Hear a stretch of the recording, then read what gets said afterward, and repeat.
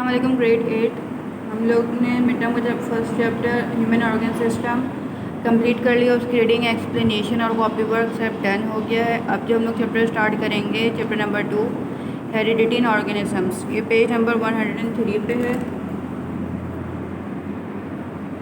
तो इस चैप्टर में हम लोग जो पढ़ेंगे हेरिडिटी इन ऑर्गेनिजम्स, इसमें पढ़ेंगे कि मदर्स पेरेंट्स से इन जो हमारे पास कैरेक्टरिस्टिक्स होते हैं वो दूसरी जनरेशन में कैसे ट्रांसफ़र होते हैं।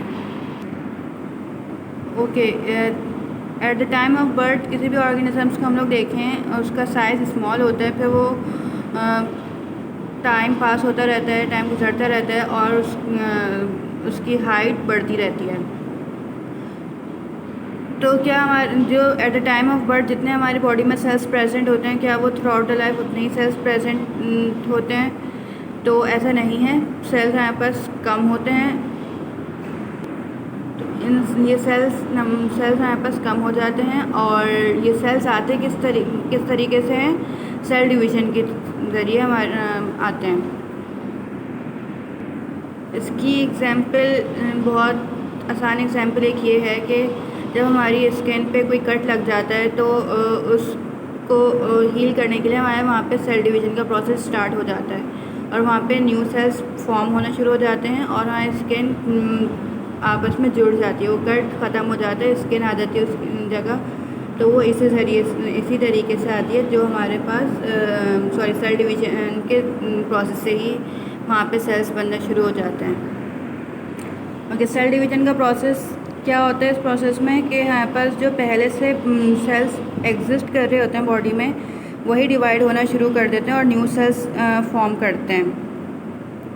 इसमें एक सिंगल सेल जो है वो 2 सेल्स में डिवाइड हो जाता है और जो सेल्स डिवाइड होते हैं उनको हम लोग बोलते हैं पेरेंट सेल। इस तरीके से हमारे पास पेरेंट सेल डिवाइड हो जाता है 2 सेल्स में और इसको हम लोग बोलते हैं डिवाइड होकर जो सेल्स फॉर्म करते हैं उसको हम लोग बोलते हैं डॉटर सेल्स।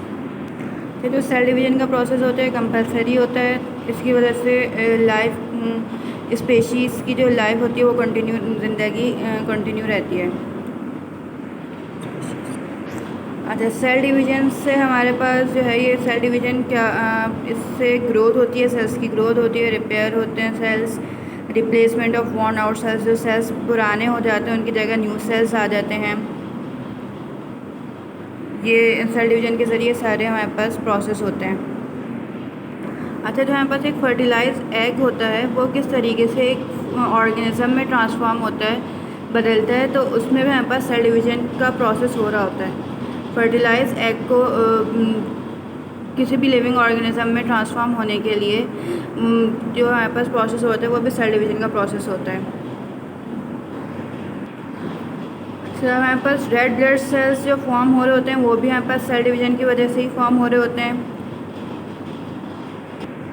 तो सेल्स जब बनते हैं उनमें जो चेंजेस हो रही होती हैं और वो फिर सेल्स चेंज हो जाते हैं, डिवाइड हो जाते हैं डॉटर सेल्स में, तो इसको हम लोग बोलते हैं सेल साइकिल। सेल साइकिल हमारे पास 2 टाइप्स की होती है, एक माइटोसिस और एक मियोसिस। इन दोनों को हम लोग डिटेल में पढ़ेंगे, नेक्स्ट क्लास में आप लोगों को बताऊंगी।